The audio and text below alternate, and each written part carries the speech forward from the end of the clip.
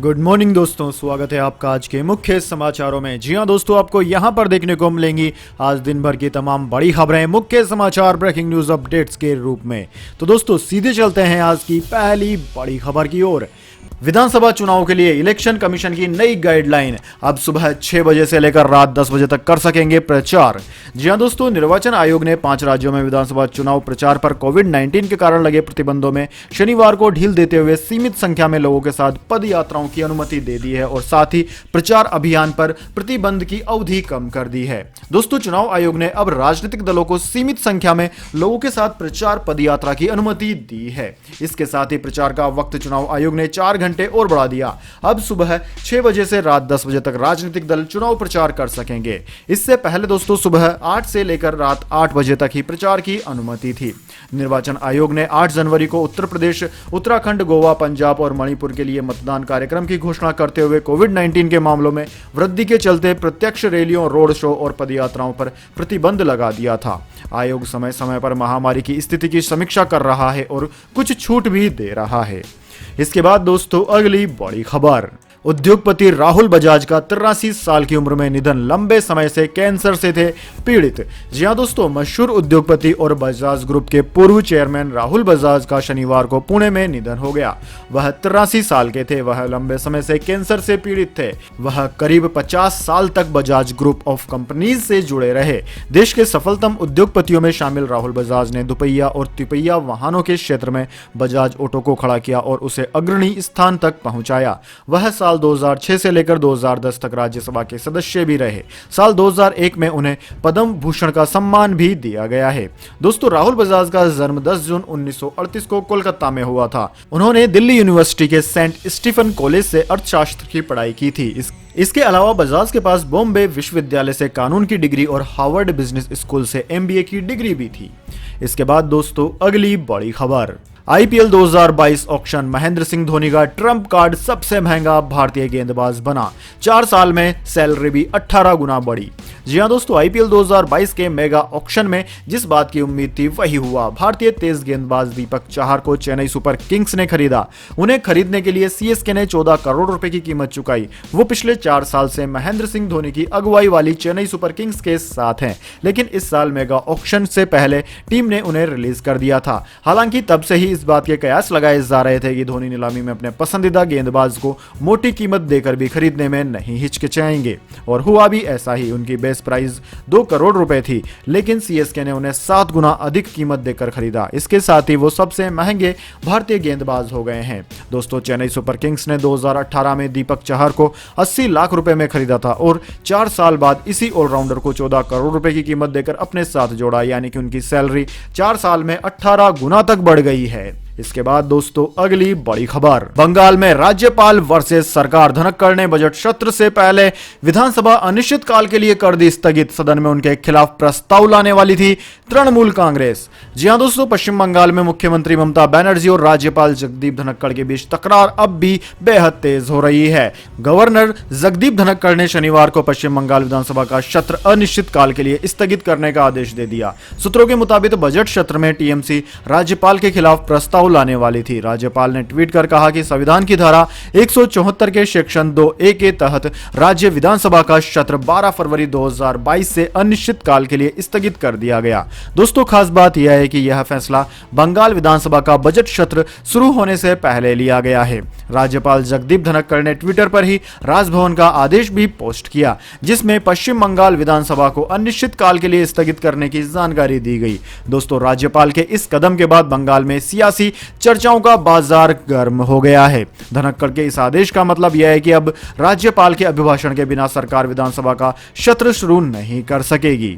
इसके बाद दोस्तों अगली बड़ी खबर, बैंकिंग इतिहास का सबसे बड़ा घोटाला, गुजरात की ABG शिपयार्ड ने 28 बैंकों को 22,842 करोड़ रुपए का लगाया चूना। CBI ने दर्ज की FIR। जी हां दोस्तों, गुजरात में बैंकिंग इतिहास का सबसे बड़ा घोटाला सामने आया है। स्टेट बैंक ऑफ इंडिया यानी कि SBI की शिकायत पर केंद्रीय जांच ब्यूरो CBI ने ABG शिपयार्ड और उसके तत्कालीन अध्यक्ष एवं प्रबंधन निर्देशक ऋषि कमलेश अग्रवाल सहित 8 लोगों के खिलाफ 28 बैंकों के साथ 22,842 करोड़ रुपए की धोखाधड़ी करने के आरोप में एफआईआर दर्ज की है। दोस्तों आपकी जानकारी के लिए बता दें, एबीजी शिपयार्ड कंपनी जहाज के निर्माण और मरम्मत का काम करती है। इसके शिपयार्ड गुजरात के दहेज और सूरत में स्थित है। एफआईआर के मुताबिक यह घोटाला अप्रैल 2022 से जुलाई 2017 तक का है। इस घोटाले को बैंकिंग फ्रॉड में अब तक का सबसे बड़ा घोटाला कहा जा सकता है, क्योंकि दोस्तों यह नीरव मोदी से भी बड़ा घोटाला है। एसबीआई के डीजीएम की शिकायत के मुताबिक कंपनी के पास आईसीआईसीआई बैंक के 7,079 करोड़ रुपए, आईडीबीआई बैंक के 3,634 करोड़ रुपए, एसबीआई के 2,468 करोड़ रुपए, बैंक ऑफ बड़ौदा के 1,614 करोड़ रुपए, पंजाब नेशनल बैंक के 1,244 करोड़, इंडियन ओवरसीज बैंक के 1,228 करोड़ और एलआईसी के 136 करोड़ रुपए शामिल है। दोस्तों सीबीआई की एफआईआर के मुताबिक फ्रॉड करने वाली दो प्रमुख कंपनियों के नाम एबीजी शिपयार्ड और एबीजी इंटरनेशनल प्राइवेट लिमिटेड है। दोनों कंपनियां एक ही ग्रुप की है। आरोप है कि बैंकों से फ्रॉड किए गए पैसों को विदेश में भी भेजा गया और काफी प्रॉपर्टी खरीदी गई। तमाम नियम कानूनों को ताक पर रखकर पैसा एक कंपनी से दूसरी कंपनी में भेजा गया।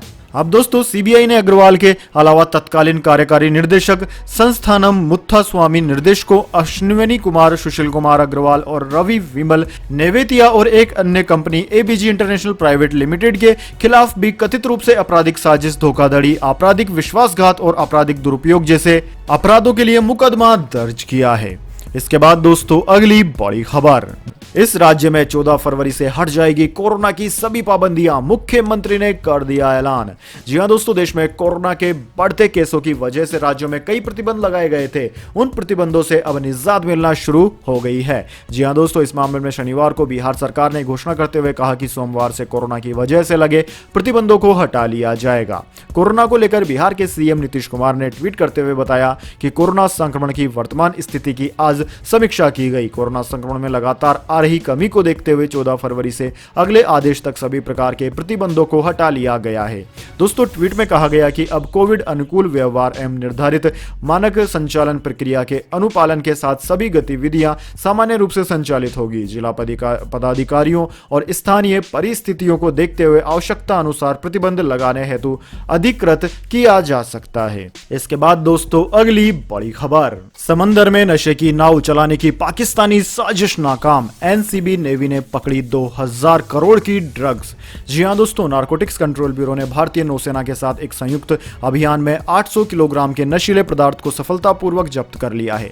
फिलहाल जब्त किए गए नशीले पदार्थ की कीमत 2000 करोड़ रुपए आंकी गई है। सूत्रों के अनुसार पता चला है कि यह ड्रग्स पाकिस्तान से भारत भेजी जा रही थी, जिस पर गुजरात के समुद्री तट से दूर अरब सागर में नेवी और एनसीबी की संयुक्त कार्यवाही की गई है। सूत्रों ने बताया कि यह इस तरह का पहला अभियान है जहां एजेंसियों ने समुद्र के बीच से इतनी बड़ी मात्रा में ड्रग्स को जब्त किया। दोस्तों बताया जा रहा है कि एनसीबी को समुद्र में नशीले पदार्थों की तस्करी के संबंध में एक इनपुट मिलने के बाद नौसेना के साथ मिलकर संयुक्त अभियान शुरू किया गया था। ड्रग एजेंसी ने संयुक्त ऑपरेशन के लिए नेवल इंटेलिजेंस यूनिट के साथ इनपुट शेयर किया था। फिलहाल दोस्तों जब्त की गई दवाओं की कीमत अंतर्राष्ट्रीय बाजार में 2000 करोड़ रुपए से अधिक आंकी जा रही है। वहीं जब्त की गई ड्रग्स में 525 किलोग्राम बहुत ही हाई क्वालिटी वाली हैश और 234 किलोग्राम क्रिस्टल मेथाम्फेटामाइन की बेहतरीन गुणवत्ता शामिल है। इसके बाद दोस्तों अगली बड़ी खबर, कानपुर में बच्चे से दरिंदगी के आरोपी को कोई मलाल नहीं, सीओ बोले पूरी नौकरी में ऐसी जघन्यता नहीं देखी। जी हां दोस्तों, उत्तर प्रदेश के कानपुर में 8 फरवरी को 10 वर्षीय मासूम दलित बच्चे की हत्या के 3 आरोपियों को पुलिस ने गिरफ्तार कर लिया। इन आरोपियों ने बच्चे को रास्ते से उठाकर उसके साथ बेरहमी की हदें पार कर दी थी। हत्या के 3 आरोपी बच्चे के ही गाँव के रहने वाले हैं। आरोपियों का कबूलनामा सुनकर अफसरों के पसीने छूट गए। अधिकारियों का कहना है कि उन्होंने अब तक ऐसा कांड नहीं देखा। मुख्य आरोपी बिल्ली ने हंसते हुए पुलिस के सामने कहा कि बच्चा कह रहा था कि छोड़ दो, लेकिन मुझे उसका कोई अफसोस नहीं है। दोस्तों आपकी जानकारी के लिए बता दें, कानपुर के नरवल इलाके में 7 फरवरी को 10 वर्षीय मासूम बच्चे की कुकर्म के बाद बेरहमी से हत्या कर दी गई थी। इसी मामले में 3 आरोपियों को पुलिस ने गिरफ्तार किया। बच्चे की लाश 8 फरवरी को निर्वस्त्र हालत में मिली थी। दोस्तों तीनों आरोपी उसी गांव के हैं जिस गांव का वह बच्चा था। इन तीनों ने बच्चे के साथ पहले कुकर्म किया, फिर उसकी आंख में कील ठोक दी। इसके बाद प्राइवेट पार्ट में डंडा भी डाल दिया। वहीं सीओ नरवल राजेश यादव ने कहा कि मेरी 26 साल की नौकरी हो गई है, ऐसी जघन्य घटना मैंने पहले कभी नहीं देखी। इसके बाद दोस्तों अगली बड़ी खबर, महिंद्रा XUV 700 का बूम, 4 महीने में 1 लाख से ज्यादा ऑर्डर मिले, वेटिंग पीरियड 1 साल तक बढ़ गया। जी हां दोस्तों, आपने बिल्कुल सही सुना, महिंद्रा की नई SUV 700 को अब तक 1 लाख से ज्यादा ऑर्डर मिल चुके हैं। इसे ऑनलाइन बुकिंग विंडो खुलने के केवल 3 घंटों में ही 50,000 से ज्यादा बुकिंग मिल चुकी थी।